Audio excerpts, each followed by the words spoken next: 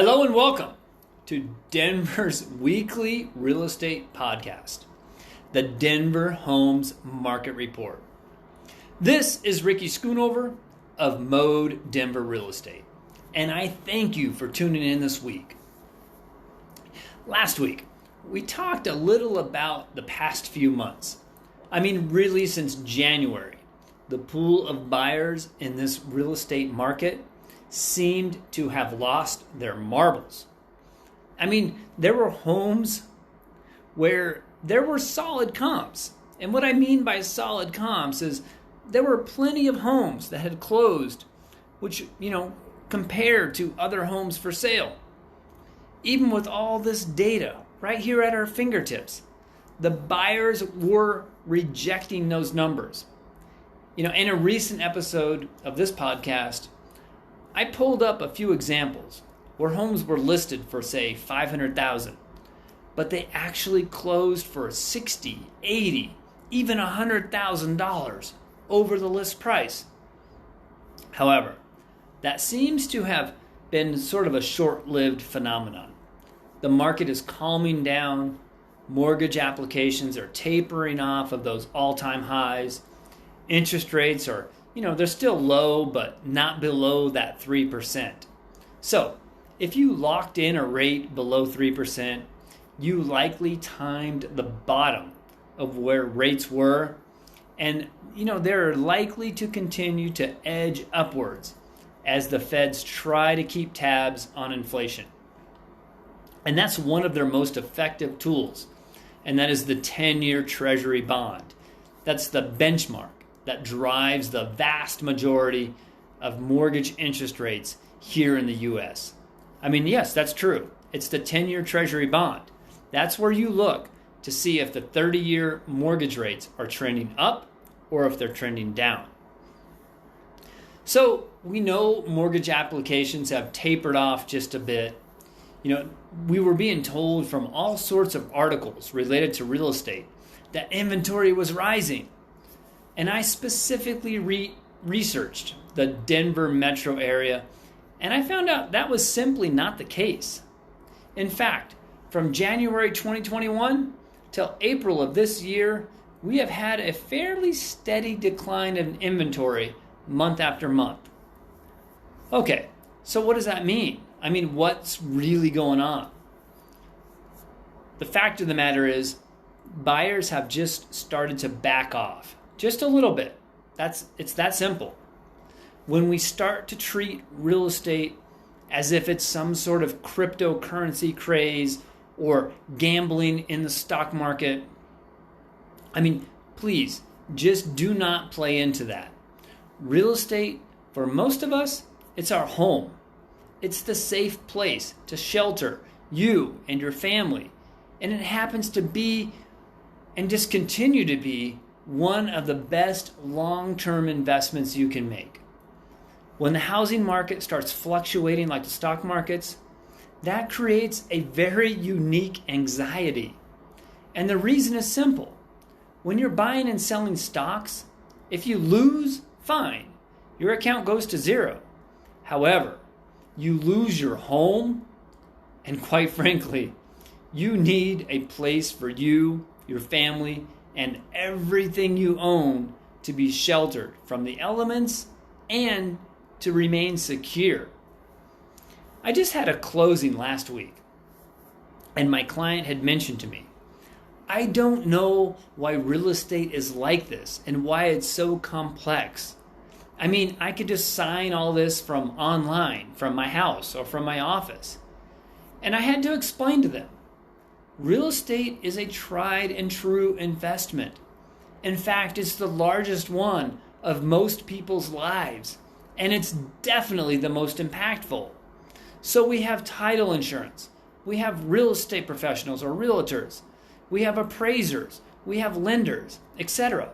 There is a reason that we have all these levels of various checks and balances. And it comes down to one very important aspect of my craft, and that is trust. If there is not widespread trust, then we have widespread mistrust. very quickly, which will take over and has the potential to destroy what has been built since 1853. Yes, it was 1853 when the Law, Property, Assurance, and Trust Society was formed in Pennsylvania. That is the very first title insurance company. Before this time, when you were buying real estate, you were really taking a gamble. There were months of research to be done by you as a buyer, and a whole lot of buyer beware. That parcel of land you were being sold may or may not be being sold to you by the rightful owner. Or perhaps it was being sold to multiple people at once. There were all sorts of trickery going on. Or, people who had claim to the house you thought you just bought. Shortly after, some shady character shows up banging on your door with substantial legal documentation in hand stating you were scammed because whoever sold you that property had no right to do so. So yes, over 160 years in the making, we as an industry have been regulating real estate with a combination of state, local, and federal regulations, as well as the National, State, and Local Association of Realtors, which was formed in 1908. All of these factors working in synergy to protect the entire process for me, for you, for all the buyers and sellers of real estate. In fact, it's a pretty recent history that we as buyers had any protections at all. We started recognizing buyers needed their own representation only since about the 1990s. Now, there were some brokers out there before the 90s, but they were not officially representing the buyer. There was simply this gray area that we used to call sub-agency. And once that sort of started taking hold, you also started to bring all sorts of complex legal issues to light of who was representing who. Think about that just for a minute. You want to buy a house, and you are basically forced to work with a realtor or a real estate professional who had a fiduciary duty only to the seller. By law, those listing brokers were bound to look after their client's best interest, the home seller, not any of us as home buyers. The buyer had almost zero protection. Now we have evolved with the expansion of the internet. We now have an entirely new business model where you, as the home seller, will be publishing your home for sale on the MLS or the multiple listing service. And that's where 90% of all homes are ultimately sold. It also happens to be the place to sell your home where it is by far the most regulated and the most secure. You must first hire a trained and licensed real estate professional or realtor in order to utilize the MLS.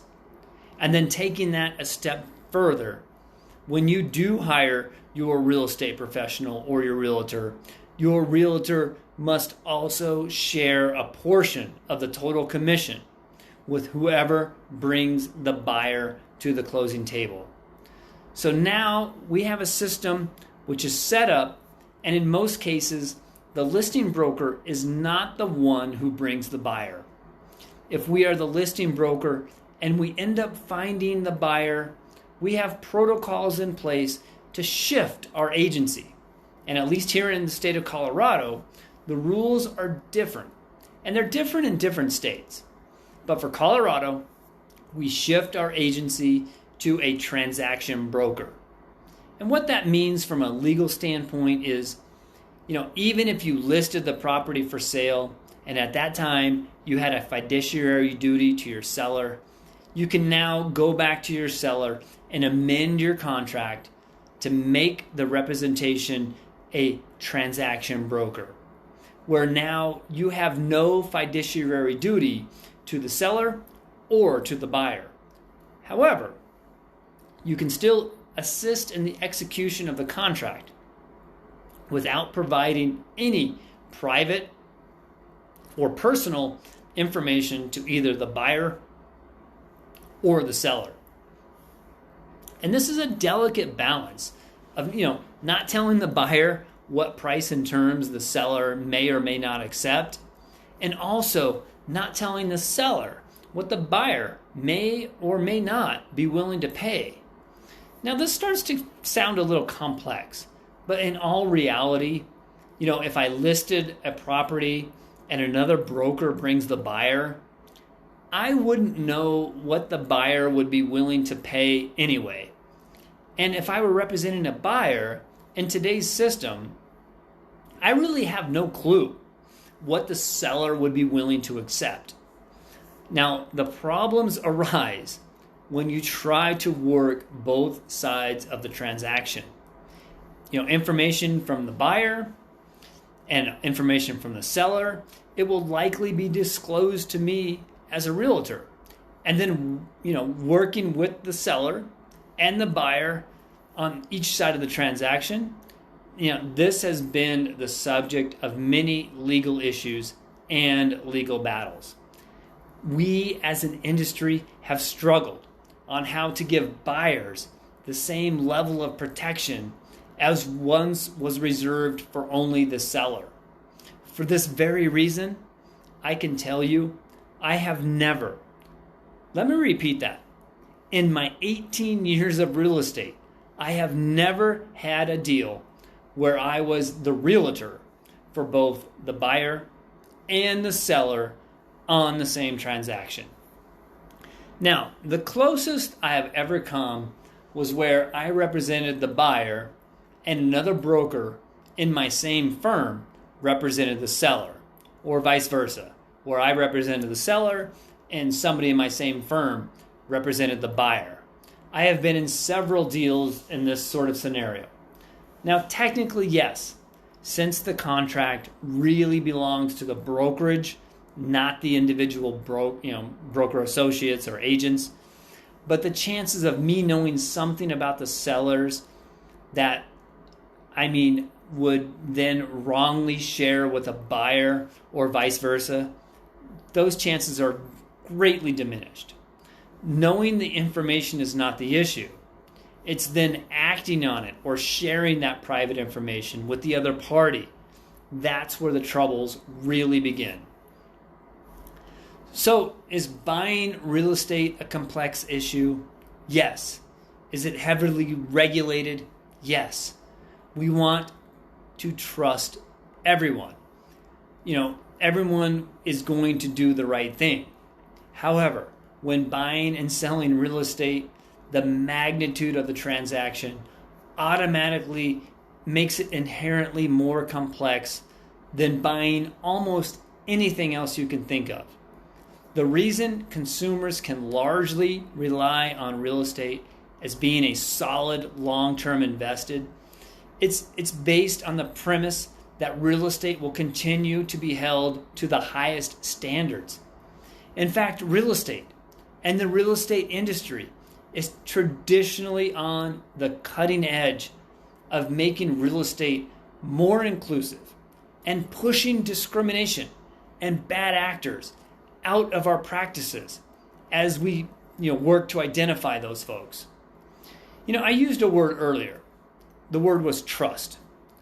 When we can all trust the market and all the checks and balances the market does better for all of us. Now, it's not to say that we do not find a bad actor here or there. However, we have strong levers in place to identify these bad actors and remove them from practicing real estate. The real estate industry, it produces more than $2.5 trillion towards the U.S. economy. That's about 13% of the GDP. And those figures are a couple of years old. I bet we are even more of a contributor to the overall economy now than what we were even just a few years back. We have more than 2 million people who are employed through real estate. It's a massive industry. And if you cannot trust real estate, it will fall by the wayside and would no longer be the beacon of hope for so many who have invested in real estate and leveraged that decision to either start their own business or perhaps put a child or even a grandchild through college. There is a compounding effect when you buy a home where it actually opens doors to financial freedom that would be difficult or perhaps even impossible without you taking that calculated risk.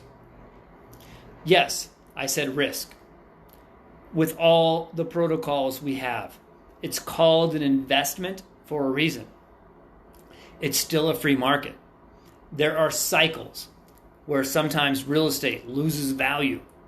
We saw this back in like 2008 through 2012. If there was no speculation of the market going up, there is much less motivations for buying or selling. You'll see this in areas of real estate market. More often, this is going to be a rural area where it almost seems like time is standing still. And there are no, or very few new developments, not really any price increases or decreases, and oftentimes where families live in homes for generations or even have multiple generations living in the same home and just passing that same home down to the family. When you're in a metro area, you'll see much more development, redevelopment, and with that you have a larger volume of people moving in and or moving out of areas. You'll also see more gyrations in the real estate market as far as values, mainly due to the fact of the value of the ground in which your home sits. That's really where it fluctuates. The cost of the house and its materials, they're really about the same, whether you live in the city or you live in a more rural area. It's the land you own. That's where the land is located and the desirability of that location. That's the driving factor. And of course, all that can change over time. Okay, I know I went a little long today. I hope you hung in there with me. This was an important show to deliver. I hope you enjoyed it. Next week will be the first podcast of the new month. So you know what that means if you're a listener to the show. We're going to go ahead and compare the data from last year's May of 2020 to this year's May of 2021. I personally have not even looked at the data yet, but I am pretty sure this 2021 was much stronger than last year. But who knows? Until next week, please be safe out there. This is once again Ricky Schoonover of Mode Denver Real Estate, and you have been listening to the Denver Homes Market Report. Please also visit my website, www.thedenverhomesmarketreport.com, and hit that subscribe button. I hope you'll tune in next week.